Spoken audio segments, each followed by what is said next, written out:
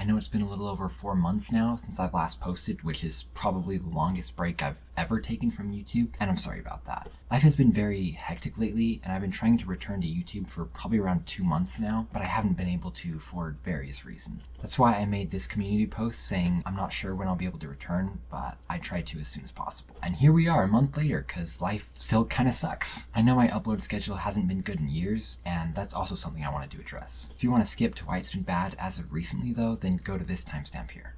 I know like 90% of my subscribers won't believe me when I say this, but my upload schedule used to be really good back in 2017. In fact, I remember at one point back then, it had been 3 weeks since I'd posted a video, and I was worried my channel was going to die. Those were the good old days. Ever since 2018 though, my life has essentially been hell. I lost 2 high school friends to suicide, and another to accidental drowning. I became bipolar, which made videos a lot harder to make, and I was just dealing with a lot of religious trauma and hypocrisy at the time. That's why the majority of 2018 I only uploaded like once a month or less. But even when I was uploading a lot towards the end of 2018 for several weeks on end, I was not doing good. I was so fed up with life at that point that I was using YouTube as an unhealthy coping mechanism and getting all my validation from that. I was making videos every few days or so, which was honestly pretty impressive, but a lot of them, although I'm still proud of them, were a little more rushed than they should have been and could have turned out a lot better if I wasn't trying so hard to rush videos out to make people happy. I know several of my subscribers back then still weren't happy with the upload schedule though, which honestly kind of sucked, because I was already putting way too much work into YouTube just to get away from everything going on in my life. I remember this was especially clear when I was trying to release my Raccoon Bandit movie, and a lot of people were annoyed that I had it delayed a few times. It's honestly a big reason I haven't worked much on a second one. It was so much work to make the first one, and I don't want to work on something if I'm just gonna have people mad at me for not being able to release it in a certain time frame. I also have a lot less time to work on videos than I did back then.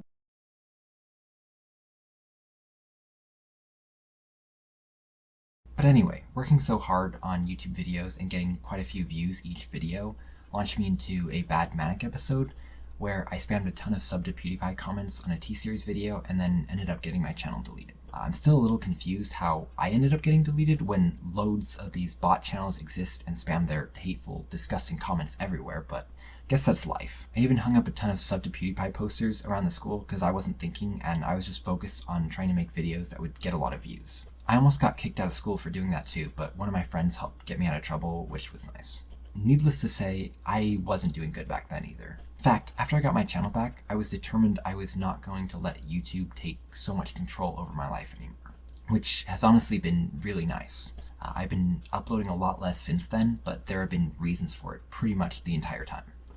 In 2019 to 2020, my video editor stopped working and I had to get a new one, which was also really glitchy. I also went to college in late 2019 for a semester because I was manipulated into going, and then dropped out when I was manic. It wasn't until 2021 that I found some medicine that helped with my bipolar, but around that time I was also dealing with some insane work trauma, which I still plan to make a video about, by the way. But it was hard enough handling that without the burden of constantly trying to make new videos.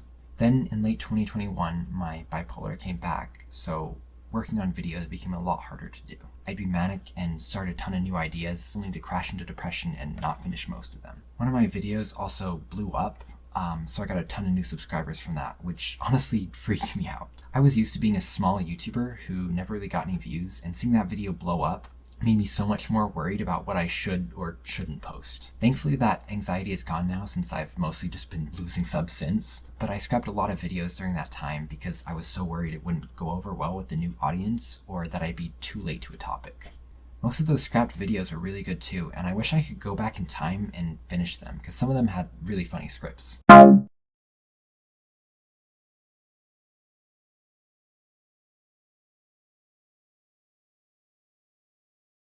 Anyway, that brings us to somewhat more recent events. About 10 months ago, I got on some new medicine for bipolar, which stopped me from cycling for the most part.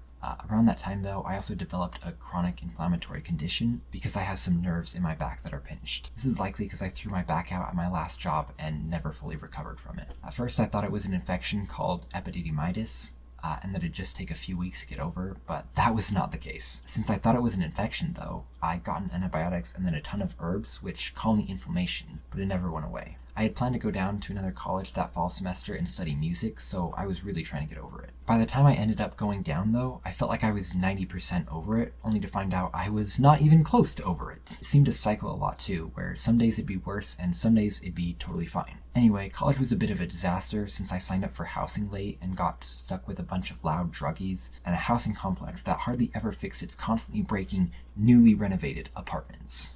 Also, the manager was a frat guy. Yeah, it sucked. Don't get me wrong, it could have been a lot worse. My roommates only partied on the weekends and at least cleaned up after themselves. But because it was such a loud, chaotic environment in my apartment, I struggled to ever get videos out. The apartment itself also had major flooding problems, which took forever to be fixed. This is the current state of the apartment. It's Monday, almost like 2 p.m. It's like 1:45 p.m. As you can see, there's still a massive leak, and all they did was put fans down. Yeah, they're just blowing it into the closet, and they took off the trim. Good job, guys. Woohoo. After all that, I decided to come home, take online classes for the next semester, and try to fix my health issues up here since there are better places to treat me where I live. I also decided I was going to try and sell my contract so I wouldn't have to worry about needing to keep paying for it. While at home though, I found out that the company that bought my apartment complex and renovated it after the fire was a total sham trying to rip off college students and investors for money. There's actually a lot of information on them, and I plan to make a deep dive expose video as soon as I'm out of the contract, which should be pretty soon.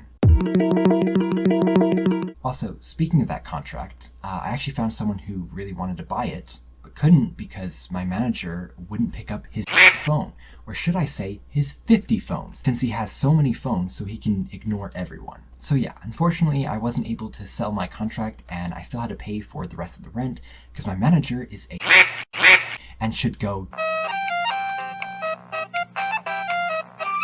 On the bright side though, I didn't get charged for the month of May for some reason.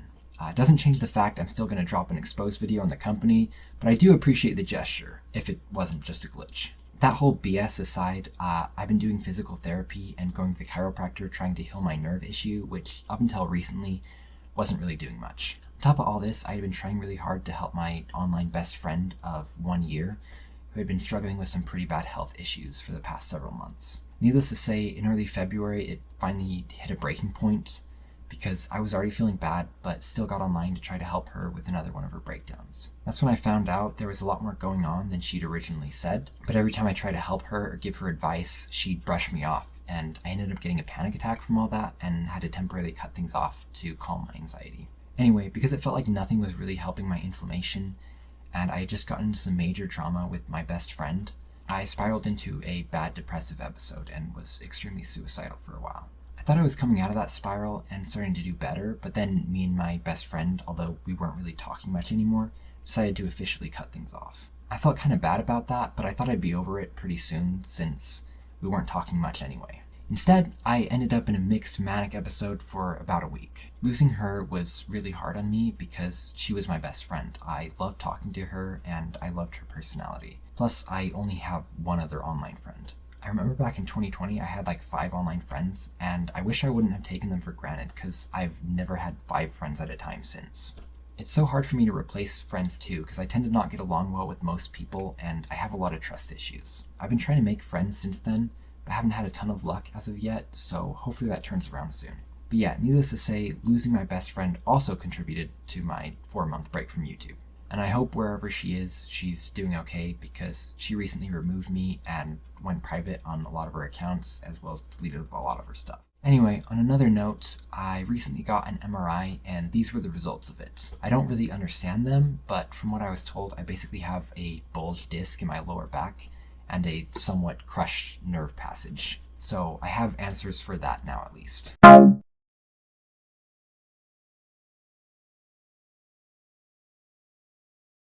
I also recently tried the dry needling stuff at the physical therapy and a few different things at the chiropractor, which has actually been helping release the nerve pain, which is nice. I've also been doing stretches more frequently as well as being a lot more careful with the stretches I try, which has helped a lot too. I feel like I'm at the point where I'm pretty close to over it, so I'm hoping I can be able to get over it within the next few months and be able to return to college with hopefully better roommates. It's been almost a year of dealing with this hell, and I cannot wait to be over it. The problem with trying to make YouTube videos with this condition, though, is that sitting makes it worse, unless I have a towel roll behind me or wear, like, my back brace. and even then, it still hurts after a few hours of sitting. I pretty much have to spend the majority of the day standing or walking, as laying it down also makes this condition worse. I was already needing to sit a lot to work on my schoolwork for my online classes, so by the time I got done with those, I would be in a lot of pain and wouldn't want to work on videos, which obviously also contributed to my 4-month break from YouTube. Anyway, backtracking a little bit, after my mixed manic episode, I leveled out for about 5 days before a ton of shit went down in my family, and I spiraled back into depression for another 4 weeks. At that point, I realized my antidepressants weren't doing shit anymore, so I quit taking them, and I've been looking for alternatives since then. I'm hoping things can start looking up soon though, so I can return to making videos instead of having these 3 to 4 month breaks between videos. But yeah, needless to say, there's a lot of reasons I don't upload much anymore. I wish I could upload more because it's honestly fun to make the videos I do. It's just that my life problems have made that a very difficult thing to accomplish. I'm not trying to turn this video into a giant pity party either.